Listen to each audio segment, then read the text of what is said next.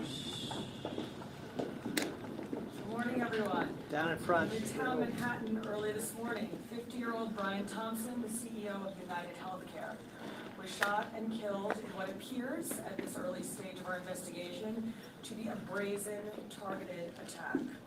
This does not appear to be a random act of violence. The victim was in New York City to speak at an investor conference. It appears the suspect was lying in wait for several minutes. And as the victim was walking to the conference hotel, the suspect approached from behind and fired several rounds, striking the victim at least once in the back and at least once in the right calf. Many people passed the suspect, but he appeared to wait for his intended target. The suspect fled, first on foot, then on an e-bike, and was last seen in Central Park on Center Drive early this morning. The victim was removed to Roosevelt Hospital, where he was pronounced. We've been in touch with his family, his friends, and his colleagues, and they are very much in our thoughts and prayers at this hour.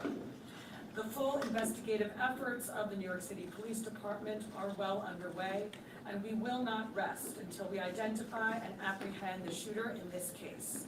The women and men of the NYPD take enormous pride in the work that they do each day, each night, to drive down crime and violence in our city. Right now, we are asking the public for your help. If you have any information about this case, call Crime Stoppers at 800-577-TIPS. We have increased the reward in this case to $10,000. I want to be clear. At this time, every indication is that this was a premeditated, pre-planned, targeted attack. Millions of people will be enjoying the tree lighting tonight, among other holiday events, and the NYPD will be out there with them, keeping them safe. For some preliminary details about today's tragic incident, I pass it over to our Chief of Detectives, Chief Joe Kennedy. Thank you, Commissioner. The information I'm about to give you is preliminary, as our investigation is continuing. This morning at 6:46 a.m., patrol officers from Midtown North Precinct responded to a 911 call of a person shot in front of the Hilton Hotel located at 1335 Avenue of the Americas. This is between West 53rd Street and West 54th Street. At 6:48 a.m., officers arrive and find the victim, Brian R. Thompson, a 50-year-old male, on the sidewalk in front of the Hilton with gunshot wounds to his back and leg. Mr. Thompson was removed by EMS to Roosevelt Hospital, where he was pronounced dead at 7:12 a.m. Mr. Thompson is the CEO of United Healthcare and resides in Minnesota. Detectives from Night Watch, Midtown North Detective Squad, and Manhattan South Homicide responded to the scene and began their investigation. What we know is that the shooter arrived at the location on foot about 5 minutes prior to the victim's arrival.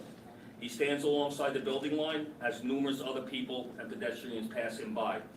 From video, we see at 6:44 a.m., the victim is walking alone towards the Hilton after exiting his hotel across the street. We believe the victim was headed to the Hilton Hotel to attend the United Health Group Investors Conference that was scheduled to start at 8 a.m. The shooter appears to be a light-skinned male. He's wearing a light brown or cream-colored jacket, a black face mask, black and white sneakers, and a very distinctive gray backpack. The shooter steps onto the sidewalk from behind the car. He ignores numerous other pedestrians, approaches the victim from behind, and shoots him in the back. The shooter then walks toward the victim and continues to shoot. It appears that the gun malfunctions as he clears the jam and begins to fire again. The shooter then flees on foot northbound into an alleyway between 54th Street and 55th Street.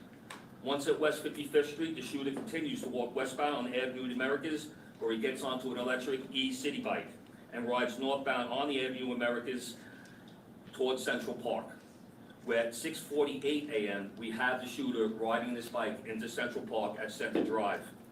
At the scene, we recover 3 live 9mm rounds and 3 discharged 9mm shell casings. The motive for this murder currently is unknown, but based on the evidence we have so far, it does appear that the victim was specifically targeted, but at this point we do not know why. This does not appear to be a random act of violence. We are seeking information from the public to help identify the shooter. As the Commissioner said, we have upped the reward of up to $10,000 for information. You urge to contact Crime Stoppers at 1-800-577-TIPS. All information will be kept anonymous. Thank you very much. All right, well, we're going to open up to a couple of questions. We're going to start off with Shimon, CNN. So it's about an hour and 20 minutes before the start of the conference. Is there any indication that he was going to meet someone? If it's pretty early, is he on his way to meet someone there at the conference? He leaves the hotel dressed like he's going to be attending the conference. We're working with his co-workers and other people that we plan on attending the conference with to get that information. But as of right now, he's in charge of the conference, so we believe he's getting that help set up. Okay, and then just the city bike, if I may. Do we know where that city bike is now? Does he dock it or does he keep riding it? We're still tracking video. The last we see with him on that bike is in Central Park. Is there a way to track that bike? There are GPSs on those bikes. We'll be working with the company. All right, we're going to move on. We're going to go NJ Burkett. Thank you. Chief, were any words exchanged? If so, what were the words? And I'm told a cell phone was recovered in an alleyway on his escape route. Does that appear to be connected to the suspect? We're working through that cell phone. Obviously, we'll be processing it forensically. As far as words being exchanged, we do not have audio of the incident. We only have the regular video. But nothing from witnesses? Nothing. Well, there was one witness standing right next to the victim when he was shot. We're still trying to identify that victim. Excuse me, that witness. We're going to go over to Aaron Katersky. Thank you. Chief, was he checked into the hotel across the street alone? Was he in the city alone? Was he accompanied by anybody? Did he have any known enemies or anyone that you've been able to find so far? Like I said, we're reaching out to law enforcement in Minnesota, and we're also interviewing his co-workers and family members to see if there have been any specific threats against him in the past. As far as who was he in the hotel with, we're doing a search warrant in his hotel room right now. That might lead us, give us some more information. All right, we're going to go over to Dean Moses. A couple of questions. One, based on the surveillance you've seen of this individual, do you feel like he's professional? You mentioned that the bullets fell. Do you feel like this was a professional individual who took this man's life? And also, will it affect in any way the tree lighting tonight? I'll answer the part about whether or not he's a professional. That we have no way of knowing that. From watching the video, it does seem that he's proficient in the use of firearms, as he was able to clear the malfunctions pretty quickly. But as far as the tree lighting, I'll leave that to Chief Manager. Yes. Good morning, Dean. Just really quick, this incident will not affect the tree lighting. The tree lighting is slated to start at 7 p.m. The show, the actual lighting of the tree will be close to 10 o'clock, actually 9:55 p.m. We will have a massive police presence out there around Rockefeller Center from 52nd Street all the way down to 47th Street. We will have plainclothes out there, a plainclothes detail out there. We will have our CRC assets, our strategic response group assets. We will have our intel division out there. A lot of assets out there to make sure people can come out and have a good time. And we're going to have additional police officers in the subways as well, so people can take mass transit to make it easier to travel into the city and enjoy the tree. This is a terrible event, but we're going to go on, and people are going to enjoy the tree lighting tonight. All right, we're going to move over to Marsha Kramer. I wonder if you could tell me, the mayor said that there was evidence recovered at the scene that would indicate this was not a random event. I wonder if you could tell me what that evidence was. And by looking at the gun, it appears that there's a silencer on the gun. Was there a silencer on the gun? And does this indicate not only that it was premeditated, but this is somebody who was well known and might have been a professional? Once again, we won't know that until we complete our investigation and identify the shooter or recover that firearm. You see a glimpse of the gun in video, so we're not able to make a determination of whether or not a silencer was used on that quick glimpse of video. Is that a silencer? We can't tell from that little glimpse of video. I'm not going to commit to saying that at this time. That will be part of our investigation. And what evidence did you? There's a cell phone recovered in the alleyway, and once again, we will process that forensically and see if it comes back to this shooter. So you don't think that the cell phone was part of Brian Thompson's? Once again, this investigation is less than 5 hours old. That will be part of our investigation. All right, we're going to move on. We're going to go to Joe Marino, New York Post. Chief, do we know when Thompson arrived in New York City? My understanding is he was staying close by to the Hilton, but not at the Hilton. And has anything in the reverse video canvas indicated that these two individuals crossed paths at all? As of right now, based on the current video that we do have, it doesn't appear that they crossed paths. and he arrived in New York on Monday. All right, we're gonna take 2 or 3 more. We're gonna go Rocco, Daily News. Chief, did he typically travel with a security detail? And even though it was early, is there anything to indicate that there have been issues with, let's say, a patient who was denied coverage either back in Minnesota or more recently, someone who lives here?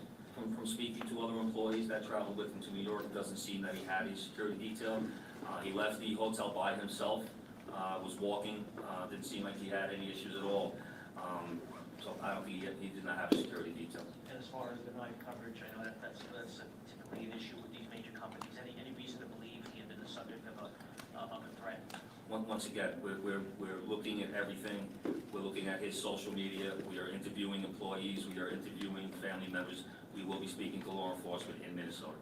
We're gonna do 2 more before we wrap up. Shayna? I'm sorry, I was just gonna ask if any cursory look at any social media, whether it's the company, whether it's his personal social media, his family, is there anything obvious that sticks out at this early stage in the investigation? We have not uncovered anything at this time. The investigation is still too early. We're gonna go, last question over here with Jake. How's it going? With the suspect still at large last seen in Central Park, are you urging the workers to avoid the park? Is the NYPD deploying its drones? I know they recently started doing that in the park. And then also I was wondering, is there any indication when he gets this city bike that he's a city bike member? Like sometimes if you're not a member, you pay to use it. I don't know if you're able to tell on surveillance. The chief of detectives will answer the part about the city bike.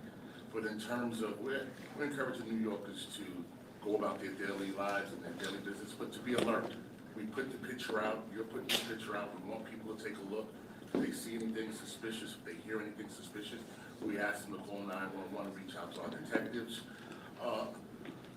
With an incident like this, of course, we put a heavy deployment into Manhattan. We put additional resources out, we have the drones up, we have aviation out, we have K-9 out. When an incident like this happens, we don't spare any expense. We put all of our resources out there to support the chief of detectives' mission and to keep New Yorkers safe. So we will have a massive presence out there around the tree lighting, but throughout Manhattan as well until more information develops and we're able to support the chief of detectives and what he needs to make a quick arrest.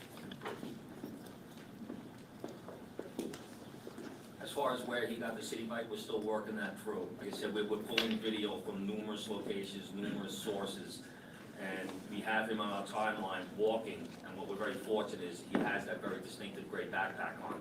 So we see him on one video clip walking, and then another source of video, him riding that bike.